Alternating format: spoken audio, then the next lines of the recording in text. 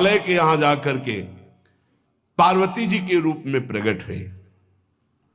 हिमालय पुत्री पार्वती बाल्यावस्था से ही निरंतर ध्यानस्थ रहना शिव अनुराग में। जब किशोर अवस्था हुई, किसी से कोई संभाषण नहीं करती थी माता जी, हर समय भगवान शिव के ध्यान में निमग्न रहना, कठोर तप करना शुरू कर दिया। जो बिल्व पत्र सूख कर गिर जाते थे, माता जी उसको अपने मुख में रख करके पा लेती। एक बिल्व पत्र, अपर्णा, शरीर सूखने लगा। माता जी का नाम अपर्णा, भारी तपस्या। भगवान शंकर को एकदम बोध हुआ कि सती का जन्म पार्वती के रूप में हिमालय के यहां हो चुका है और वो हमारे लिए कठिन तपस्या कर रही है। तो सप्त ऋषियों को बुलाया और उनसे कहा कि जाओ इनके प्रेम की परीक्षा लो। जानते हैं, सब कुछ जानते हुए भी ये होता है। जैसे लोग कहते हैं भगवान जानते हैं अपने भक्त को, तो परीक्षा क्यों लेते हैं? तो पढ़ाया तो टीचर ने है, तो सालाना परीक्षा तो होगी ही कि तुम क्या पढ़े हो। ऐसे ही तुम्हारे प्रेम की परीक्षा होगी। तुम हरि को चाहते हो या हरि की रची हुई माया को? हरि की हुई रची हुई माया में आकर्षित हो गए तो जीरो आ जाएगा। वो हरि की तरफ देखते रहे, माया से बच गए तो नंबर आ जाएंगे। 100 के 100 आते हैं, यहाँ 98 96 नहीं आते। 2 ही चैप्टर हैं, हरि पसंद कर रहे हो या हरि की माया। हर भक्त के सामने आता है तो प्रायः लड्डू ही खाने को मिलता है। बचता वही है जो मामे वे प्रपद्यन्ते माया में ताम तरंतिते, केवल हरि। पार्वती पहि जाई तुम प्रेम परीक्षा लेहु, गिरिहि पेरि पठयहु भवन दूरी करेहु संदेहु। हे सप्तऋषियों, जाओ, हमारी आज्ञा है, पार्वती की प्रेम की परीक्षा लो। यदि पास हो जाएं तो उनको तपस्या से निवृत्त करो। बोलो महादेव जी प्राप्त हो जाएंगे। जाओ भवन को चली जाओ, तपस्या की आवश्यकता नहीं। ऋषियों ने जाकर के पार्वती जी को देखा, मानो मूर्तिमान तपस्या विराजमान हो, अस्थिमात्र हुए रहे शरीर, सूखे पत्ते बिल्व के। मुनि बोले, हिमांचल नंदिनी, इतना कठोर क्या प्राप्त करना चाहती हो? किसकी आराधना कर रहे हो? तुम्हारा लक्ष्य क्या है? यदि हम सुनने के अधिकारी हों तो आप कृपा करके बता सकती हैं। पार्वती जी ने कहा, मन बड़ा सकुचाता है आपसे बताने में। आप लोग कहीं मेरी हंसी ना उड़ा दें जो मेरा लक्ष्य है। मैंने भी बहुत सिखाने की कोशिश की, लेकिन मेरा मन नहीं मान रहा, हठ पकड़ लिया है। क्योंकि मेरे गुरुदेव ने मुझे जो आकर के बचपन में बता दिया, मैं वही हृदय से स्वीकार कर ली। मनु हठ परा सुनई न सिखावा, चहत बारी पर भीति उठावा। नारद कहा सत्य सोई जाना, बिनु पंखन हम चाहि उड़ाना। मुनियो, वैसे आप भी हंस दोगे। ऐसा लगता है जैसे हम भारी प्रबल धारा में बालू का बांध बनाना चाहती हैं। कहां भगवान शिव और कहां मैं? मेरी गुरुदेव नारद ने बचपन में आकर के कहा, तुम्हारे पति देवाधिदेव महादेव होंगे। बस मैं तब से अपने पति की प्राप्ति की आराधना कर रही हूं। पता नहीं आप मेरी बात सुनकर हंसेंगे कि मानो बिना पंख के मैं आकाश को छूना चाहती हूं। ऋषि हंस पड़े और कहा, बात तो सही है, पर्वत से उत्पन्न हुई हो तो इसलिए तुम्हारी बुद्धि भी हमें लगता है जड़ ही है। नारद के उपदेश से आज तक किसी का घर बसा है? नारद के उपदेश से किसी का घर बसा है? अरे जिस जिसका उपदेश किया उसको बैरागी बना दिया, गृहस्थी तो बनाया नहीं। नारद उपदेश सुनकर किसी का घर बसा हो ऐसा तक प्रमाण नहीं है। देखो, दक्ष के पुत्रों को उपदेश किया, 10,000 को 1,000, लौट कर नहीं आए, सब बैरागी बन गए। चित्रकेतु को उपदेश किया, घर चौपट हो गया। प्रहलाद जी को उपदेश किया, पूरा हिरण्यकश्यप का नाश हो गया। नारद सिख जे सुनहि नर नारी, अवसि होई तजी भवनु भिखारी। तुम्हारे गुरु नारद जी की जो सीख सुना बर्बाद हो गया, बाबा जी बन गया, भजनानंदी बन गया। वैसे हम बताएं, नारद जी हैं बड़े कपटी, ऊपर से साधु का चिन्ह है, अंदर से कपट। क्या कपट? उसके संसार का नाश कर देते हैं, भगवान से जोड़ देते हैं। मुझे नारद जी की बात कम समझ में आती है। ये उल्टा बोल रहे ऋषि परीक्षा के लिए, गुरु निष्ठा हटाने के लिए, समझ रहे हो? पार्वती जी ने कहा बचपन में मेरे गुरुदेव ने बता दिया, वही मैं। नारद जी की बात आज तक घर किसका? जो नर नारी नारद की बात सुने भवन त्याग करके भिखारी बन गया, प्रमाण है। उनके वचनों पर तुम विश्वास मान रही हो। महादेव जी को पति निर्गुण नीलाज कुबेश कपाली, अकुल अगेह दिगंबर ब्याली। नारद जी ने तुम्हें भगवान शिव को पति बिल्कुल निर्गुण समझो। निर्गुण को बता, दूसरा भी अर्थ होता है और एक अर्थ होता है कि कोई गुण नहीं। नीलाज, नंगे धड़ंगे घूमते कभी कभी। दिगंबर, कोई लज्जा नहीं। कुबेश, भाई सुंदर मुकुट लगाए हो, पोशाक पहने हो, नहीं, चिता की भस्म लगाए, मुंडों की माला पहने, बहुत बाघंबर डाल लिया, ये कुबेश है। कपाली, मनुष्य के मुंडों की माला। अकुल, आज तक कोई पता नहीं लगा कि किस कुल के हैं महादेव जी, क्योंकि सब कुलों के मूल है, मूल का मूल वही है, उनके मूल कोई है नहीं। आगे एक दीवाल नहीं है, 60,000 योजन का एक बरगद का पेड़ है, उसी के नीचे रहते। 60,000 योजन, 1 योजन 4 कोस, 1 कोस 3 किलोमीटर। कितना बड़ा वटवृक्ष? कैलाश में एक वटवृक्ष जिसके नीचे रहते 60,000 योजन का। 6 ऋतुएं शोभा देती उसी वटवृक्ष के। और कोई घर तो है नहीं महादेव जी के। और आभूषण भूल मत करना, बड़े बड़े विषैले सांपों का आभूषण कोई सोना चांदी नहीं पहनते महादेव जी। हमें लगता है ऐसा दूल्हा के लिए ऐसा तप। नारद जी ने ठग लिया तुम्हें, पागल बना दिया तुम्हें। देवाधिदेव महादेव के सुनो, इन्हीं ने शिक्षा दी थी सती को। ऐसे बौरे पति मिले, आग में जाके शरीर भस्म करना पड़ा। इसलिए हम तुम्हें बता रहे हैं कि बहुत सुंदर दूल्हा हम देख के आए हैं। हम जान गए थे कि तुम तपस्या कर रही हो। हरि का नाम सुना है? बैकुंठ में रहते हैं, बहुत सुंदर हरि है। यदि उनका आप वर्ण कर ले तो सुखी हो जाएंगे।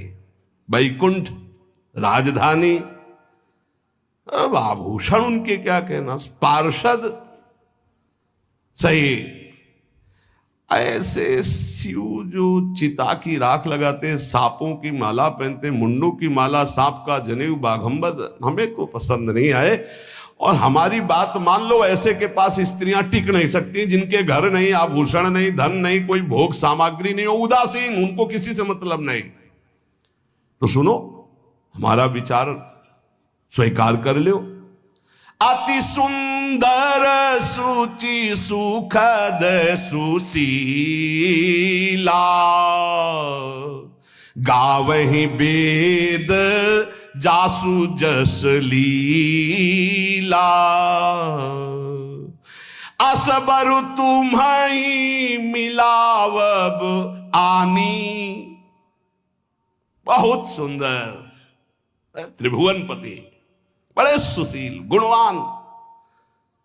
जिनका यश वेद गाते गाते अघाते नहीं है, कोई दोष नहीं, सद्गुणों के समुद्र, लक्ष्मीपति वैकुंठाधिपति, तुम्हें कुछ नहीं करना। हां बोलो, वो आएंगे, गरुड़ पे बैठाल के ले जाएंगे, तपस्या करने की जरूरत नहीं। पार्वती जी बहुत हंसी, सुनति बिहसी कहा वचन भगवान। अच्छा अच्छा अच्छा, आपने ठीक कहा कि पर्वत से हमारा प्रादुर्भाव हुआ है, इसलिए आपको यह भी पता होगा कि पर्वत बहुत हठीला होता है, जहां डटा है वहीं डटा रह सकता है। सुनो, पर्वत से सोना भी उत्पन्न होता है, जो आग में जलाने पर भी अपना तेज बढ़ाता है, घटाता नहीं। तुम मेरे गुरुदेव के प्रति ऐसा बोले कि वो जिसको उपदेश करते हुए उसका घर उजड़ जाता है, तो बसो भवन उजरो नहीं डरो, पर नारद बचन न मैं परिहरऊं। अपने गुरुदेव के एक भी शब्द को मैं नहीं काट सकती, चाहे मेरा जीवन रहे या ना रहे। बसन हमारा और हमारा भवन, हमारा श्रृंगार, हमारा सर्वस्व, ये मिले या ना मिले, पर हमारे महादेव जी मुझे मिले। तुम आभूषणों की, वसन भूषण की बात कर रहे हो, ग्रह की बात कर रहे हो, पद की बात कर रहे हो। गुरु के बचन प्रतीति न जेहि, सपने हूं सुगम ना सुख सिद्धि तेहि। एक बात तुम्हें बता दूं सप्तऋषियों, जिसे अपने गुरुदेव के वचनों पर विश्वास नहीं, गुरुदेव का भरोसा नहीं, उसे कभी कोई सुख और सिद्धि कदा प्राप्त ही नहीं हो सकती। महादेव वो गुण भवन विष्णु सकल गुण धाम, जय कर मनुरम जाहि संते ही सन काम।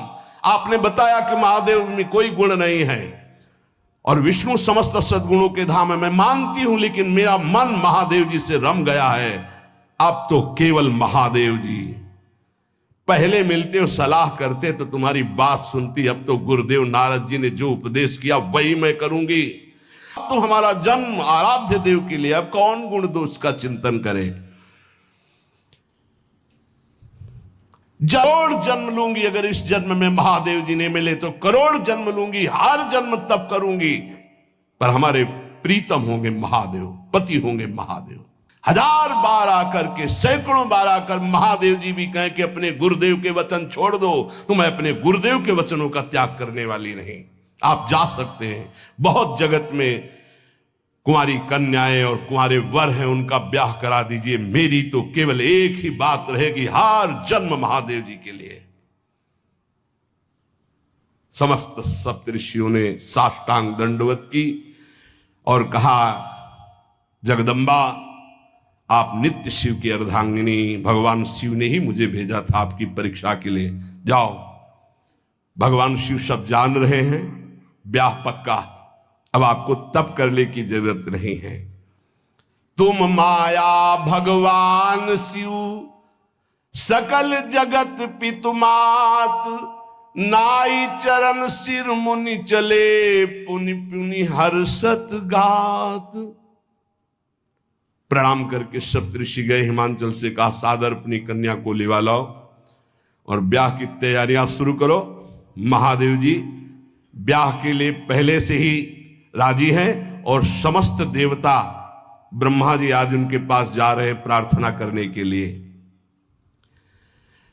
इधर जब पार्वती जी को लेकर हिमालय अपने घर पे आते हैं, तब भगवान विष्णु, समस्त देवता, ब्रह्मा जी कैलाश पहुंचे, जहां भगवान शिव विराजमान थे। सबने स्तवन किया और कहा, प्रभु बहुत दिन से एक लालसा है। भगवान विष्णु, ब्रह्मा जी, समस्त देवताओं ने कहा, प्रभु हम सबके मन में एक उत्साह है, आप दूल्हा हो, हम सब बराती हो, आपका विवाह देखना चाहते हैं। प्रभु ये उत्सव देख ले तो हमारा जीवन सार्थक हो गया, आप हां बोलो। कामदेव के मद को चूर करने वाले आपको दूल्हा रूप में देखना चाहते हैं हम सब। स्वामी का स्वभाव होता है सेवक को सुख देना। पार्वती जी ने अपार तप किया है आपके लिए, आप उनको अंगीकार कीजिए। भगवान विष्णु, ब्रह्मा जी की प्रार्थना सुन करके भगवान शिव जी ने कहा तथास्तु, ठीक है ब्याह पक्का। देवताओं ने नगाड़े बजाए, फूलों की वर्षा होने लगी, देवाधिदेव महादेव की जय के नारे कैलाश में गूंजने लगे। सप्तऋषि भगवान शिव के पास आए, कहा प्रभु बड़ी अनन्य है पार्वती जी, आपकी अखंड प्रेम है, हमने बड़ा छल करके उपदेश किया, लेकिन उन्होंने कहा कि मैं नारद जी का उपदेश नहीं त्याग सकती, करोड़ों जन्म लूंगी और हर जन्म महादेव जी के लिए। भगवान शिव जी की आंतरिक वृत्ति जो पार्वती जी की प्रीति की है उसे कोई नहीं जानता। बहुत विरह में रहे, ऐसा न समझे कि देवादिदेव महादेव जी परम उदासीन है, नहीं, सती जी के वियोग में बड़ी विचित्र दशा महादेव जी की हुई थी। सप्तऋषि फिर गए पार्वती जी के पास और कहा भी बीच में घटना घट गई, कामदेव गया था महादेव जी की समाधि को भंग किया, तो महादेव जी ने कामदेव को भस्म कर दिया, तो अब ब्याह का मतलब क्या रह गया। भवानी ने कहा तो तुम क्या अभी तक भगवान शिव को काम युक्त देखते थे क्या? क्या तुम समझते हो तुम्हारे जान काम अब जा रहा, अरे अब लग शंभु रहे सबिकारा। तुम्हारी नजर में अभी तक भगवान भिखारी थे और अब काम को भस्म किया है। अरे हमने भगवान शिव की आराधना की, हम तो शिव को सदा ही योग संपन्न ब्रह्मबोध देखा है। वचन और कर्म से, मन से मैंने यदि भगवान शिव को अपना स्वामी माना है, योगी, अजन्मा, अनिंद्य, काम रहित, भोगहीन, तो निश्चित मुझे प्राप्त होंगे। भगवान शिव के पास फिर सप्तऋषि गए, बोले प्रभु गजब की निष्ठा है, केवल आपके प्रति प्रेम है। ब्रह्मा जी ने लगन रची, सप्तऋषियों को बुलाया और कहा ब्याह दोनों तरफ, ये लड़की पक्ष की लगन, ये वर पक्ष की लगन। ब्याह तय हो गया, दिन नक्षत्र घड़ी, नगाड़े बजने लगे, देवताओं के लिए सुमन वृष्टि हुई। ब्रह्मा जी ने सबको बुलाया, हिमालय ने सबको निमंत्रण दिया, बड़े बड़े पर्वत भेंट लेके आ रहे हैं, बड़े बड़े रसनिधि समुद्र भेंट लेकर के आ रहे हैं। वहां भोजन पान के लिए हिमालय के पास कोई कमी थोड़ी थी, रस की नदियां बह रही थी, विविध प्रकार के रस, विविध प्रकार के फल, विविध प्रकार के भोग वहां सब व्यवस्थित किए जा रहे हैं। ब्रह्मा जी ने कहा देखो, सबसे पहले नारायण की समाज रहेगी, दूल्हे की नहीं रहेगी, नहीं तो गाली ही पड़ेगी। हिमालय के आप प्रवेश पाने के लिए बरातियों में सबसे पहले नारायण, फिर देवराज इंद्र का परिकर, वायु देवता, अग्नि देवता, सबसे पीछे दूल्हा की बारात। अब अपने अपने वैभव संपन्न सब तैयार हो रहे हैं। बोले महाराज दूल्हे को तैयार किया जाए। कहा कि अगर दूल्हा को बाराती को देख के जिंदा रह जाए तो विवाह देख पावेगा, मतलब जिंदा नहीं रहेगा। जो बड़े बुजुर्ग थे वो श्री चरणों में भेंट रख करके हिमांचल ने प्रार्थना की, प्रभु आप तो कृपा के समुद्र हैं, अगर मेरी पुत्री से कभी कोई गलती हो जाए तो क्षमा करना। नाथ मामम प्रांशम ग्रह किंकरी करेहु क्षमेउ सकल अपराध हुई प्रसन्न वरुदेव। हे शिव आपसे एक ही प्रार्थना है, मेरी पुत्री अबोध है, कभी कोई गलती कर दे तो हे नाथ मैं क्षमा चाहता हूं, मेरी पुत्री से कभी आप रुष्ट मत होना।